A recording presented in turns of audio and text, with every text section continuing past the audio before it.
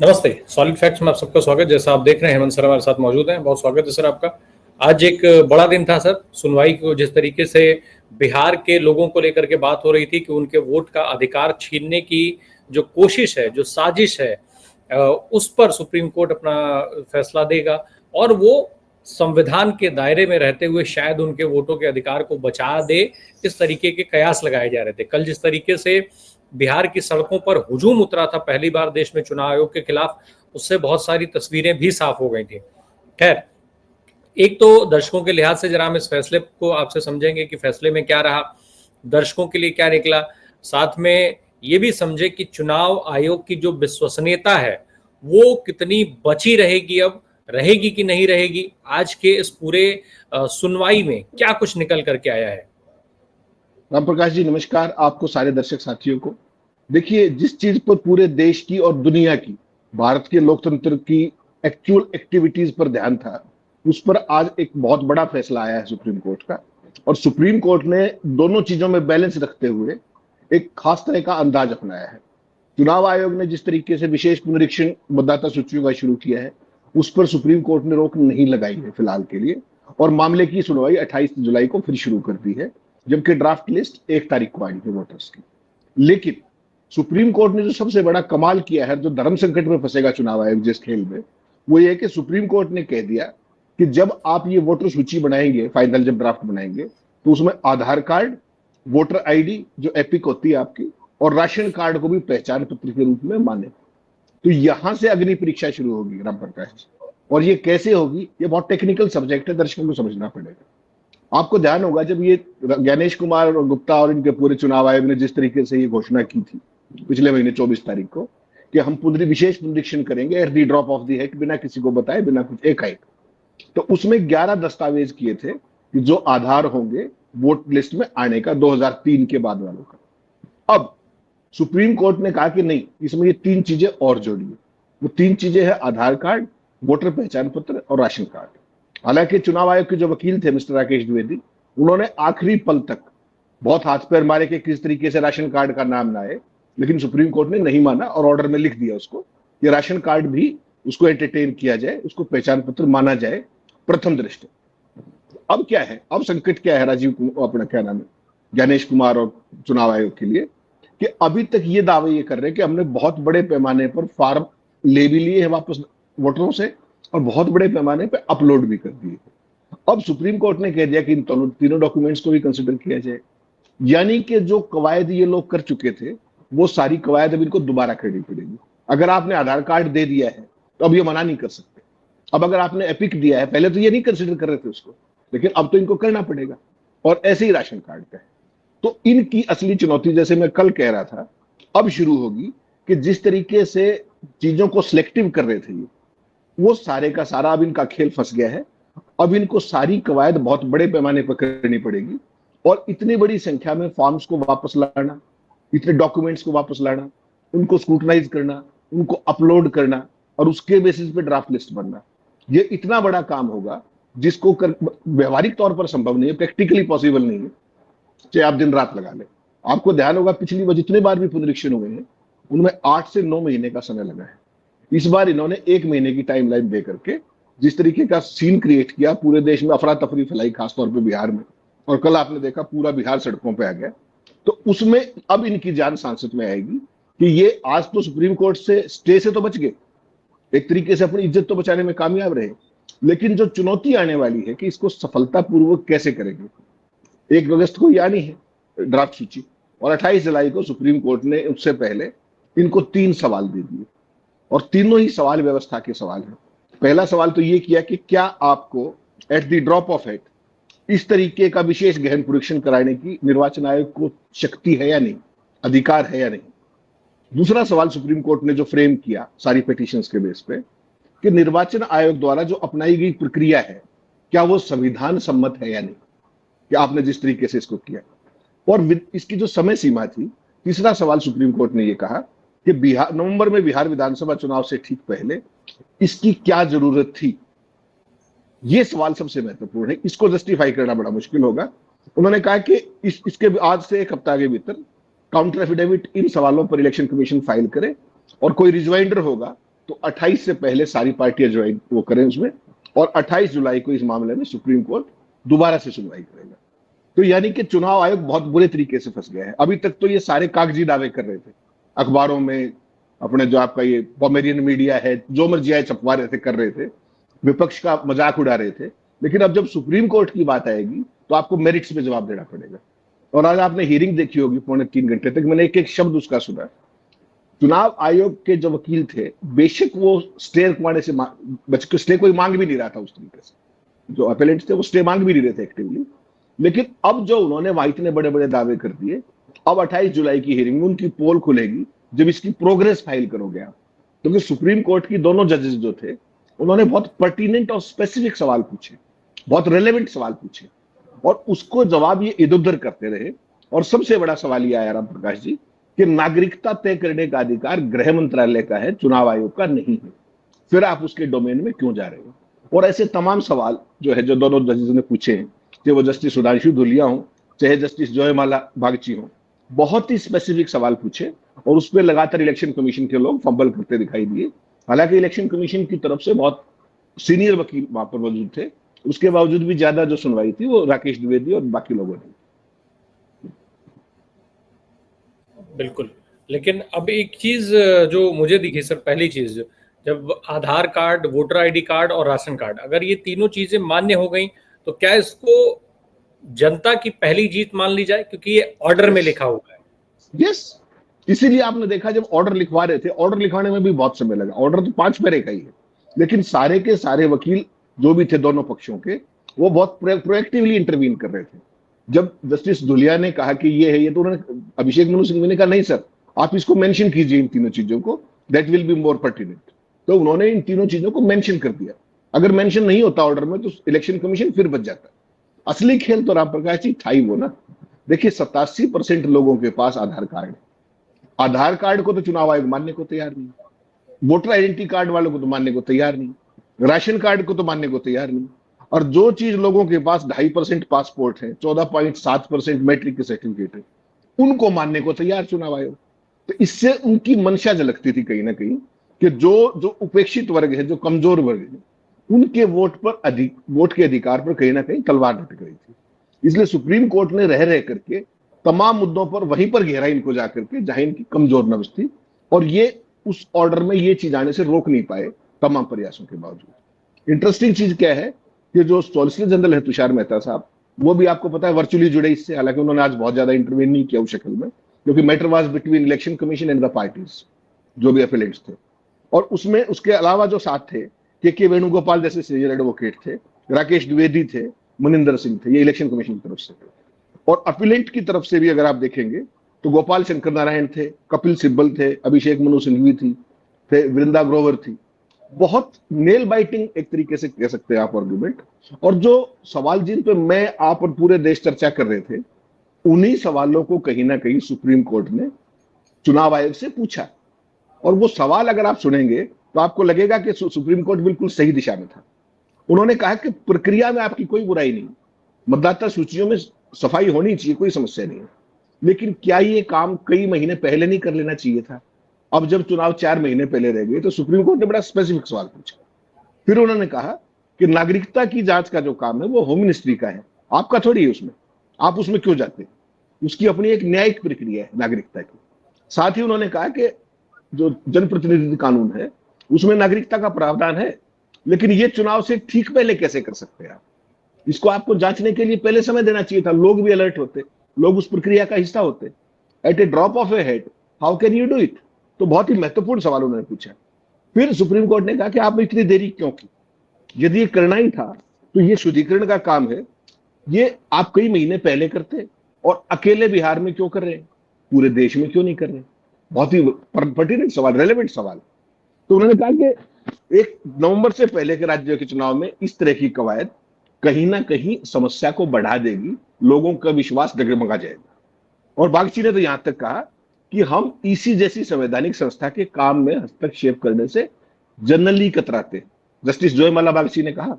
लेकिन नागरिकता की पहचान में आप मत फंसिए, आप 11 दस्तावेजों पर क्यों अड़े हुए हैं। जो दस्तावेज लोगों के पास हैं उनको सबको लीजिए, उसको कंसिडर कीजिए और उसके बाद चलिए। तो बेसिकली क्या है कि जो सुप्रीम कोर्ट में आज इलेक्शन कमीशन के वकील थे, वो स्टे से तो बच गए, लेकिन उन्होंने आज कितनी बड़ी आफत मोल ले ली, ये अब सुप्रीम कोर्ट में जब अगली बार रिजॉइंडर फाइनल करेंगे और जो प्रोग्रेस रिपोर्ट लेकर आएंगे तब पता लगेगा। अभी तक अखबारों में कह रहे थे आप, हमने इतने फार्म बांट दिए, इतने फार्म वापस आ गए, ये नहीं बता रहे थे कि उनके साथ दस्तावेज कितने आए। आपने फार्म दिया, मैंने वापस कर दिया, कागज तो मेरे पास है ही नहीं। अब वो फार्म नई तरीके से है, क्योंकि 87% के पास आधार कार्ड है, किसी के पास एपिक कार्ड है, बहुत लोगों के पास राशन कार्ड भी है, वो सब आएंगे वापस। वो आएंगे, उसको कैसे अपलोड करोगे, कैसे आपकी रिवाइज सूचियां बनेगी, असली समस्या वहां पे आएगी। और दिन आप देख लीजिए, आज 10 तारीख है और 14 दिन बचे हैं।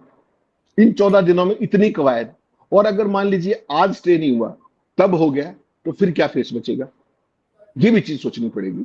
आज रोक देती तो कम से कम बहुत बड़े रिसोर्सेज का जो पैसा खर्च हो रहा है बहुत बड़े पैमाने पे, इतनी एनर्जी लग रही है, इतनी ह्यूमन वो लग रही है, वो सारी वेस्ट हो जाएगी। तो मुझे नहीं लगता कि ये प्रैक्टिकली संभव है, और इसमें चुनाव आयोग कहीं ना कहीं इस पूरी कवायद में मुंह की खाएगा आने वाले समय।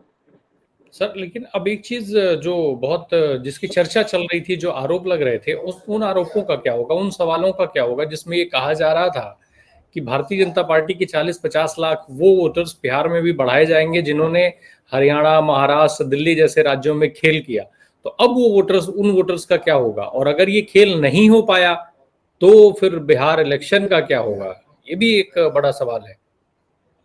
राम प्रकाश जी, बहुत स्पेसिफिक सवाल आपने पूछा, और एक चीज मान करके चलिएगा, बीजेपी का जो इकोसिस्टम है, जो चुनाव लड़ने की मशीनरी है, over a period of time, आपने महाराष्ट्र में देखा, आपने दिल्ली में देखा, आपने हरियाणा में देखा, वो इस समय का इंतजार नहीं कर रहे थे, माफ कीजिएगा। उनको जो वोटर सूचियों में खेल करने थे वो करवा चुके। ये बिहार के किसी जर्नलिस्ट से आप बात करेंगे, हर व्यक्ति आपको बताएगा कि ये खेल तो करवा चुके। उस खेल को वो पकड़ा ना जाए, कंफ्यूजन फैलाया जाए, और उसको सफलतापूर्वक ये अमली जमा करा सके पुनरीक्षण के नाम पर, ये सारा खेल वो था बेसिकली। जो इन्होंने वोट काटने थे, जो वोट जोड़ने थे, वो ये सारा काम कर चुके हैं। दिल्ली में आपने देखा केजरीवाल कितने दिनों से दाड़ रहे थे, एक एक बिल्डिंग में इतने वोट, एक एक घर में सरकारी में इतने, बीजेपी वाले नेताओं के घरों में इतने वोट, क्या हुआ, कुछ नहीं हुआ। ऐसे ही महाराष्ट्र के अंदर सारा हुआ, आज तक वोटर लिस्ट नहीं मिली कांग्रेस को। तो बिहार के किसी जर्नलिस्ट साथी से आप बात करेंगे, वो आपको बता देगा कि खेल ये कर चुके हैं। ये जो कवायद है विशेष पुनरीक्षण की, ये एक नया मॉडल था जिसका जिक्र कल राहुल गांधी ने किया। उन्होंने क्या कहा कि जब महाराष्ट्र मॉडल पकड़ा गया तो अब ये बिहार मॉडल लेकर के आएगा। कि मान लीजिए राम प्रकाश जी की वोट कटेगी, मान लीजिए, उनको पता है कि हर एक बूथ के ऊपर उनके पन्ना प्रमुख है बीजेपी के, और आपको पता है बीजेपी ने जिस तरीके से महाराष्ट्र को अपनी इज्जत का प्रश्न बनाया था, ऐसे ही उन्होंने इस बार बिहार को और वेस्ट बंगाल को बना रखा है। तो इसके लिए वो कोई भी कसर छोड़ेंगे नहीं। तो उसमें बेसिकली था, जैसे राम प्रकाश जी का इनको पता है कि वो फला को वोट नहीं देंगे, तो इनके टारगेट में पन्ना प्रमुखों के पास कंप्लीट लिस्ट है, वो सारा ये ऑलरेडी कर चुके हैं। अब बेसिकली कि वो हंगामा ना मचे, लोग सड़कों पर ना आ जाए, तो विशेष पुनरीक्षण के नाम पर एक कंफ्यूजन फैला दो पूरे बिहार के अंदर, और बाकी सारा तंत्र काबू में है। नीतीश कुमार कहीं दिखते नहीं, उनकी स्टेट में चुनाव है, तो जो मर्जी आए करो, विपक्ष घूमता रहेगा। लेकिन जिस तरीके से आज पिटीशन फाइल हुई सुप्रीम कोर्ट में, और जिस तरीके से प्रोएक्टिव हियरिंग हुई और सारा मामला थ्रेड में डिस्कस हुआ, अब इनके पास भागने की जगह नहीं। अब वो सारा खेल भी पकड़ा जाएगा, और होपफुली अगर इस पे जिस तरीके की चीजें हैं आगे आने वाले समय में, मुझे लगता है जब ये नहीं कर पाएंगे तो ये सारी कवायद इनकी अपने आप ही ठप हो जाएगी पुनरीक्षण की, और सारा खेल भी सामने आएगा, ये पकड़े जाएंगे, मुझे ऐसा लगता है। तो अभी अभी जो आपने जिक्र किया कि अगर वो अगली डेट तक क्या कुछ नहीं होता है, कैसे, एक चीज, आखिर जिस तरीके से चुनाव आयोग ने आज कहा, उनके पास तो बड़ा मौका था ये कह करके निकल जाने का कि ठीक है, अगर जनता नहीं चाहती है और सुप्रीम कोर्ट भी अगर उस तरीके से एग्री नहीं करता तो हम इसको वापस लेते हैं, बाद में हम समय के साथ इसको कराएंगे। अभी फिलहाल अगले जो राज्य हैं उन पर फोकस कर लेते हैं अगर देश की बात कर रहे हैं। लेकिन जब अगर अगले डेट तक ये सारी चीजें नहीं होती हैं, वर्क प्रोग्रेस वैसा नहीं होता है जैसा सुप्रीम कोर्ट अगर चर्चा कर रही थी, तो क्या माना जाए, ज्ञानेश कुमार साहब की अभी और बेइज्जती बाकी है? राम प्रकाश जी, मैं आपको कई बार कहता हूँ, ये जो दौर है इस देश में, खासतौर पर चुनाव आयोग के लिए पिछले कुछ समय से, जब से राजीव कुमार आए, रिसर्च हुई, ये शर्म निरपेक्षता का अमृतकाल है उन लोगों के लिए। वो इन सब सवालों से ऊपर उठ गए। अगर आप चुनाव आयोग के वकील की आज जिरह देखेंगे सुप्रीम कोर्ट में, तो वो क्या कह रहे थे, आप हमें रोकिए मत, आप हमारा स्टे मत कीजिए, आप हमें ये करने दीजिए, जब हमारी ड्राफ्ट लिस्ट आ जाए तब रोक दीजिएगा। आप बताइए कोई प्रोफेशनल तरीका है? सुप्रीम कोर्ट मेरिट्स पे बात कर रहा है, आप क्या कर रहे हैं? इतना मैन पावर इन्वॉल्व है, इतने रिसोर्सेज इन्वॉल्व हैं, इतने बड़े पैमाने पे करोड़ों लोगों का लोकतंत्र के अंदर जो विश्वास है, जो आस्था है, वो इन्वॉल्व है। और आप मेरिट पे बात ना करके आप क्या कह रहे हैं कि रोकिए मत, नए दस्तावेज मत जुड़वाइएगा, आधार का जिक्र मत कीजिएगा। ये मैं आपको बहस का हिस्सा बता रहा हूं, मैंने एक एक शब्द सुना उसका। तो इस तरह की बात करना, इसका मतलब समझिए क्या है कि चुनाव आयोग आज एक संवैधानिक संस्था ना होकर के, जो कल राहुल गांधी कह रहे थे, वो बीजेपी और आरएसएस की भाषा बोल रहा है। भाई सुप्रीम कोर्ट के अंदर लॉ के पॉइंट्स होते हैं और वो मेरिट के ऊपर फैसला होता है, वो भावनाओं पर फैसला नहीं होता, वो अपीलों पर फैसले नहीं हुआ करते। वहां पर या तो कोई चीज संवैधानिक है या नहीं। जब सीजीआई तो ये कह रहे हैं कि आप आधार को, वो सॉरी जस्टिस धुलिया तो ये कह रहे हैं कि आधार को क्यों नहीं मानते जब लोगों के पास है, आधार का मतलब क्या है फिर? और ये कह रहे हैं कि आधार पहचान का पत्र नहीं है। तो फिर उन्होंने पूछा क्या है, ये बता दीजिए। आधार नागरिकता का वो नहीं है, फिर क्या है? कमाल देखिए, आधार बना दिया, अरबों खरबों रुपए खर्च कर दिए, आधार आपकी नागरिकता का प्रमाण पत्र नहीं, आधार आपकी पहचान का पत्र नहीं, आधार की डेट ऑफ बर्थ आप नहीं मानेंगे, आधार को आपके जन्म स्थान का पत्र वो नहीं मानेंगे, तो फिर आधार है किस लिए? और जहां देश में आप जाते हो सबसे पहले आधार मांगते हैं। बैंक में चले जाइए, आप रेलवे स्टेशन पर टिकट बुक करा लीजिए, जो काम आप करेंगे आधार मानेंगे। चुनाव आयोग कह रहा कि हम आधार को नहीं मानेंगे। क्यों? क्योंकि 87% लोगों के पास बिहार में आधार है। तो वो जो खेल करना चाह रहे हैं वो नहीं हो पाएगा, लेकिन वो खेल पकड़ा गया। तो सुप्रीम कोर्ट ने आज एक बहुत ही बैलेंसिंग एक्ट करते हुए, एक तरफ जहां स्टे नहीं दिया इस पूरी विशेष पुनरीक्षण पर, उसी में ये सारी चीजें जोड़ दी कि आधार को भी कंसीडर कीजिए, एपिक वोटर लिस्ट, उसको वोटर कार्ड को भी कीजिए और राशन कार्ड को भी कीजिए। ये बेसिकली क्या है राम प्रकाश जी, आज जिस तरीके की बहस हुई ना, उसमें एक चीज तो बड़ी साफ आ रही कि election commission is dancing to the tunes of BJP. इसमें कोई शक मत मानिएगा। बीजेपी के लिए मूंछ का सवाल था, इसी इलेक्शन कमीशन के लिए मूंछ का सवाल था। लेकिन असलियत तो अब सामने आएगी ना जब इसकी प्रोग्रेस रिपोर्ट फाइल करेंगे आप। अब आप तक तो आप क्या कह रहे थे, हमने इतने करोड़ फार्म बांट दिए, इतने करोड़ वापस आ गए, अब ये 3 नए डॉक्यूमेंट जुड़ गए। How will you manage this? How will you upload this? How will you make your final draft list? और ड्राफ्ट लिस्ट स्टार्टिंग आपको पता है 1 अगस्त को, 28 जुलाई को है सुप्रीम कोर्ट में। और जो सुप्रीम कोर्ट ने 3 सवाल खड़े किए, उससे पहले उनका जवाब देना होगा, इनको भी जवाब देना होगा, दूसरी पार्टी को रिजवाइंडर भी देना पड़ेगा। तो सारे का सारा खेल खुल जाएगा कि आप जो दावे कर रहे थे उसमें कितनी हकीकत है, कितना फंसाना है। आज क्या कहा पता है आपको राकेश द्विवेदी ने सुप्रीम कोर्ट में? उसने कहा कि पिछला जो विशेष पुनरीक्षण था वो भी 31 दिन में ही हुआ था। बताइए आप, 8 महीने की एक्साइज को कह रहे थे 31 दिन में पहले भी हुआ था 2003 में। तो इस बार तो फिर आप 15 दिन में कर देते अगर ऐसी बात थी। तो इस तरह की बचकानी बातें करके सुप्रीम कोर्ट को कहीं ना कहीं ये देने की कोशिश की कि हम कर देंगे। तो सुप्रीम कोर्ट ने कहा चलिए कीजिए। अब जब सामने आएंगे तब पता लगेगा, जब हाहाकार मचेगा, ड्राफ्ट लिस्ट सामने आएगी। ये है बात। सर एक आखिरी सवाल, जो हम बात कर रहे थे, जिस तरीके से पूरी अभी तक जो कवायद चल रही थी, ये सब कुछ सारा सीन दिख रहा था, आज बिल्कुल उससे अलग रुख में चुनाव आयोग जो है सुप्रीम कोर्ट की बेंच के सामने दिखा। आज वो बेसिकली वो गिड़गिड़ाते हुए अपने सिर्फ और सिर्फ इस पर उनका फोकस था कि किसी तरीके से रोक ना लगे, बस स्टे ना दिया। अब मैं सर एक सवाल मेरा ये है कि राशन कार्ड से उनको सबसे ज्यादा दिक्कत रही, जिस पर द्विवेदी जी लास्ट तक मानने को तैयार नहीं थे। मोदी जी उसी बिहार में जाके कहते हैं कि हम 80-85 करोड़ लोगों को राशन दे रहे हैं मुफ्त, 5 किलो अनाज जिनको लाभार्थी कहते हैं। राशन कार्ड से फिर क्या दिक्कत थी? या फिर कहीं ऐसा तो नहीं कि राशन बांटने में ही कुछ बहुत बड़ा झोलझाल चल रहा हो जिसको लेकर के ये चिंताएं हो? राम प्रकाश जी, सारे का प्रभावित कौन होना था ये देखना पड़ेगा। जो सबसे ज्यादा कमजोर और उपेक्षित वर्ग है, और जो जिनका एक इनके पास एक ये फर्स्ट हैंड डेटा ये है कि ये लोग हमें वोट नहीं देंगे इस बार, वो इनके पास कंप्लीट डेटा है पन्ना प्रमुखों के जरिए। ये एक खास अंदाज में आपने लगातार देखा होगा तमाम राज्यों के अंदर, मध्य प्रदेश देखा हो, छत्तीसगढ़ देखा हो, हरियाणा देखा हो, महाराष्ट्र देखा हो, हर जगह अनापेक्षित परिणाम, जो पॉपुलर परसेप्शन है उससे हटकर के परिणाम आते हैं। वो क्यों आते हैं? इन्होंने एक मैकेनिज्म डेवलप किया चुनाव कराने का कि जो अनिजी वोटर है, वो पन्ना प्रमुख जो है, मैं इसलिए आपको कहता हूं, पन्ना प्रमुख इस देश के अर्जित लोकतंत्र के सबसे बड़े हत्यारे हैं मीडिया के सामने। वो चूंकि उसी गली में रहते हैं, उनको एक एक व्यक्ति का पता है कि उसकी एफिलिएशन कहां से है। तो वो धीरे से जो अंदर खाने खेल प्रशासन से मिलकर के करते हैं, ये सारी वो कवायद है। और उसके जरिए बिहार के तमाम जर्नलिस्ट साथियों से बात हुई, उन सब ने कहा कि ये कर चुके हैं ये सारा काम, अब तो ये एक कवर अप है। लेकिन मोदी जी का सारा जो इनका मामला था वो ये था कि बिहार को चूंकि इस बार नहीं छोड़ना है, तो उसके लिए जो कुछ करना पड़े किया जाए। आपने कहा वोट बढ़ाने की बात, बड़ी सही कहा आपने, महाराष्ट्र में वो किया गया था। लेकिन एक दूसरा तरीका और भी है ना, कि जो विपक्ष को वोट जाने हैं, चाहे वो माइनॉरिटीज के हों, चाहे वो पर्टिकुलर कास्ट उनके हों, जैसे बिहार का मामला करें तो आप यादवों के हों, जो जो सेगमेंट आपको वोट नहीं देते उनके वोट काट दीजिए, तो भी बढ़ी गए ना एक तरीके से। आपका विरोध का वोट अगर कम होता है और आपका वोट अपना आपको पता है, तो फिर भी चुनाव मैनेज होता है ना। तो ये सारी चीज इनकी थी, उसमें आज ये कहीं ना कहीं पकड़े गए।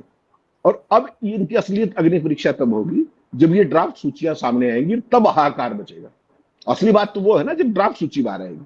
28 जुलाई को तो एक हियरिंग, उसमें फिर मेरिट पे हो जाएगा। जब आप प्रोग्रेस बताएंगे, और काउंटर ये होगा, जैसे आज अभिषेक मनु सिंघवी ने एक ही लाइन कही, आप सोचिए, उन्होंने कहा कि अगर एक भी वोट गलत कट गया तो पूरे चुनाव का लेवल प्लेइंग फील्ड डिस्टर्ब हो जाएगा, और इस मामले में तो लाखों करोड़ों लोगों के नाम हटने की आशंका है। जस्टिस जो थी, उन्होंने तुरंत ये कहा, जस्टिस जोयवाला ने, कि बिल्कुल ये सही बात, we fully agree to it. Sibal ने क्या कहा? सिब्बल ने कहा कि ईसीआई जो है, चुनाव आयोग, नागरिक पर नागरिकता साबित करने का दबाव डाल रहा है। वो खुद क्यों नहीं बताता कि किस आधार पर राम प्रकाश राय की वोट हम काट रहे हैं, उसको बताना चाहिए। और फिर राम प्रकाश जी बताएंगे कि भाई मेरी वोट ये है, मेरा ये आधार है। राम प्रकाश जी किसी को बताने की क्यों जाए कि वो भारत का नागरिक है? कितना रेलेवेंट क्वेश्चन था ये, और इसका किसी के पास कोई जवाब नहीं था। सुप्रीम कोर्ट ने जिस तरीके के सवाल किए कि भाई आधार जब नागरिकता का प्रमाण पत्र नहीं है, आयु का नहीं है, पते का नहीं है, तो फिर इसकी जरूरत क्या है? आप इसको मानते ही नहीं।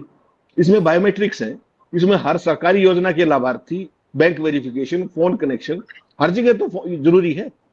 फिर यदि ये नहीं है तो फिर इसका मतलब क्या है?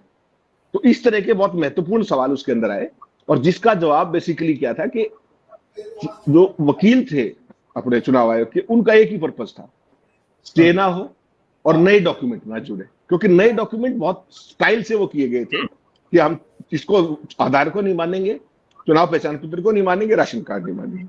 तो स्टे से तो बचने में कामयाब रहे, लेकिन ये तीनों गले की फांस बन गए, और इससे ये सारी कवायद और ज्यादा पेचीदा हो जाएगी। क्योंकि ये अब वापस आएंगे, आपका नाम कहां था, अब उसको कहां आपका अपलोड करेंगे, कहां क्या करेंगे। तो ये सारी कवायद नए सिरे से, ये अब चुनाव आयोग के गले की फांस बनने वाली है। जो जितना बड़बोले दावे किए थे वहां, जितना सब कर रहे थे, वो सारे एक्सपोज होंगे ये बुरे तरीके से। बिल्कुल, अब देखना होगा कि चुनाव आयोग इसको लेकर के क्या क्या और नई एक्सरसाइजें करता है, कैसे ये जो मुश्किल बढ़ेगी उससे वो पार पाता है, और अगली सुनवाई में जनता के लिहाज से क्या निकल करके आता है। बहुत बहुत धन्यवाद हेमंत सर से बात करने के लिए। Thank you so much.